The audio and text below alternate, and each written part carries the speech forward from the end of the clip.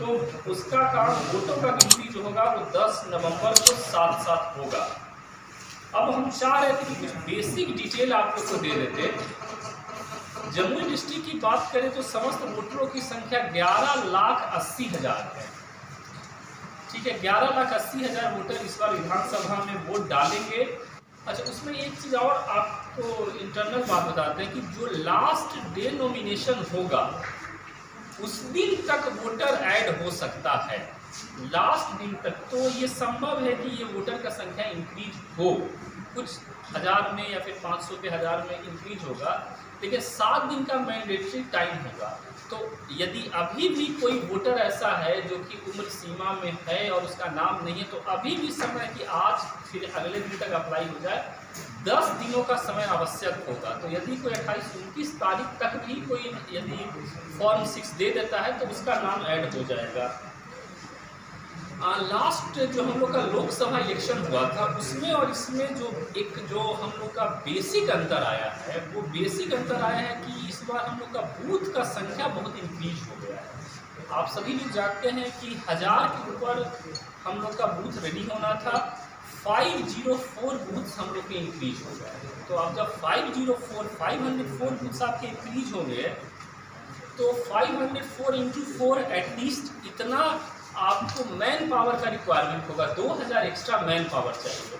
तो जैसे आप लोगों ने देखा था कि लोकसभा के इलेक्शन में आप ही लोगों ने बताया फर्स्ट टाइम, मतलब आप लोग के माध्यम से ही जानकारी हुआ कि सर फर्स्ट टाइम ऐसा हुआ कि आउटसाइड से मैन पावर हम लोग नहीं लाए थे। लोकसभा के टाइम में हमारा इंटरनल रिसोर्स से ही हो गया था। इस बार चूंकि 2000 के आसपास तो मैन पावर आपको यही आवश्यकता होगा, इसके साथ सेक्टर मजिस्ट्रेट, गश्ती दल और सब जगहों पे भी कुछ कुछ आवश्यकता और ज़्यादा हो। यदि 504 इंक्रीज हो गया है तो समझिए कि 2500 के आसपास हमें ज़्यादा रिक्वायरमेंट होगा मैन पावर का। तो टोटल रिक्वायरमेंट जो हमारा लोकसभा 2020 में था वो रिक्वायरमेंट लगभग 8400 के आसपास था। जो इस बार हमारा रिक्वायरमेंट जो है वो 10,500 के आसपास जाएगा। आसपास में इसलिए वर्ड यूज कर रहा हूँ क्योंकि गश्ती दल का संख्या और कुछ सेक्टर्स में हमें कुछ कितना ऑब्जर्वर लगाएंगे हम, वो संख्या जब CI से ऑब्जर्वर आते हैं तब वो संख्या डिसाइड होती है। तो इसीलिए वो संख्या के लिए हम कह रहे हैं कि 10,500 के आसपास मैन पावर यूज होगा। और ये संविदा के स्टाफ, विकास मित्र, शिक्षा सेवक, इनको भी आयोग के द्वारा हम लोग को दिशा निर्देश दिया गया है कि इसको भी लगा सकते हैं। तो लगभग 1000 के आसपास मैन पावर हम लोग के पास एक्स्ट्रा आ जाएगा।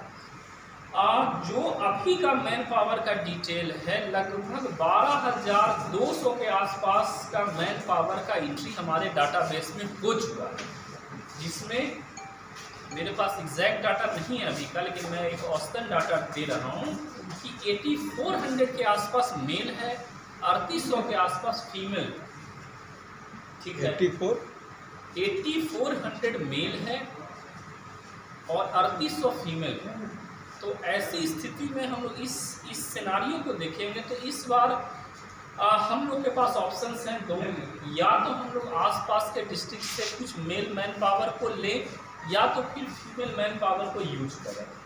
तो यदि फेजेस की संख्या इंक्रीज रहती तो संभव था कि आसपास के डिस्ट्रिक्ट से पूरा लखीसराय, बांका, मुंगेर से मैन पावर ले लेते हैं। लेकिन आप लोग के व्हाट्सएप में भी आ गया होगा कि ये पूरा जोन जो है वो सब सिंगल डे में हो रहा है, तो ऐसे में मैन पावर के लिए बेगूसराय या उससे आगे जाना पड़ेगा।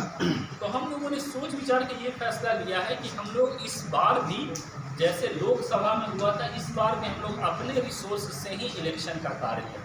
हम कहीं से आउटसाइड मैन पावर नहीं लेने वाले हैं। और फीमेल जो हमारे स्टाफ होंगे उसमें से भी हम लोग 1400 to 1500 मिनिमम इतना फीमेल स्टाफ को हम लोग इलेक्शन में लगाएंगे। ये मैंडेटरी है कि हम लोग लगाएंगे ही लगाएंगे।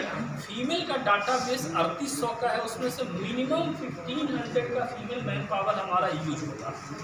तो अब ये जो फीमेल का मैन पावर जो हमारा यूज होगा, इसको हम लोग, चूँकि आप लोग को भी आइडिया है कि हम लोग का नक्सल अफेक्टेड है, सुदूर एरिया है, कहीं कहीं पर थोड़ा सा एश्योर्ड मिनिमम फैसिलिटीज़ का भी आपके यहाँ पे इशू, मतलब हमारे यहाँ पे इशू है। तो हम लोगों ने अर्बन और अर्ध अर्बन इस प्रकार से, रोड का बूथ हो गया, ब्लॉक से सटा हुआ बूथ है, ऐसे बूथ को आइडेंटिफाई कर लिया है। तो ऐसे बूथ की संख्या 506 अभी मेरे पास डाटा आ चुका है। हमने ब्लॉक को ये कहा है कि थोड़ा फिर से एक बार रिलूप कर लीजिए इसको, और ये संख्या लगभग 600 के आसपास जाएगी, जो कि अर्बन एरियाज में एक प्रकार से लोकेटेड होंगे या रोड पे होंगे, जो कि बहुत सुदूर एरिया में नहीं होगा। डेट रख देते हैं 28 अक्टूबर को हमारे यहाँ पे इलेक्शन डे है, मतलब उस दिन हमारे यहाँ वोटिंग होती है। तो वोटिंग के अर्ली में बहुत सारे वर्क होते हैं, नॉमिनेशन फाइल करना उसमें बहुत ही इम्पोर्टेंट कार्य होता है।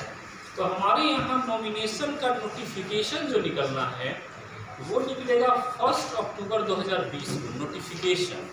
नोटिफिकेशन अधिसूचना बेसिकली जो होती है उसमें पूरा डिटेल रहता है, आरओ का डिटेल रहता है, और ये जब नोटिफिकेशन आ जाएगा तो आरओ वाइज, अब उसमें ये भी बात है जो अभी तक हम लोग के संज्ञान में आया है, डिटेल्ड हमारे पास आएगा लेटर, कि हमारे यहाँ पे इलेक्शन सिंगल फेज में हो रहा है और फर्स्ट फेज में हो रहा है। इसका मतलब है कि सभी एसीज में एक साथ इलेक्शन होगा। तो जो हमारा नोटिफिकेशन 1 अक्टूबर को आएगा, तो नोटिफिकेशन आते के साथ आरोज जो है हमारे 4 एसीज हैं, तो 4 आरोज हैं, उन सभी के द्वारा अपना अपना फॉर्मेट 1 में उनके द्वारा एक अधिसूचना निकलेगी। उसमें वो बताएंगे कि अधिसूचना के अनुसार उनके यहाँ नॉमिनेशन फाइलिंग का स्थल कौन सा होगा। उसके साथ साथ उसमें सारा डिटेल वो देते हैं। जैसे आप लोग भी जानते होंगे कि जितने हॉलीडेज होते हैं, हॉलीडेज का मतलब सैटरडे संडे काउंट नहीं होता है।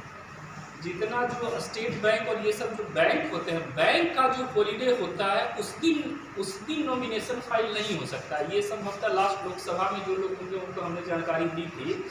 तो जितना बैंक हॉलीडे होगा उसको हटा दिया जाएगा।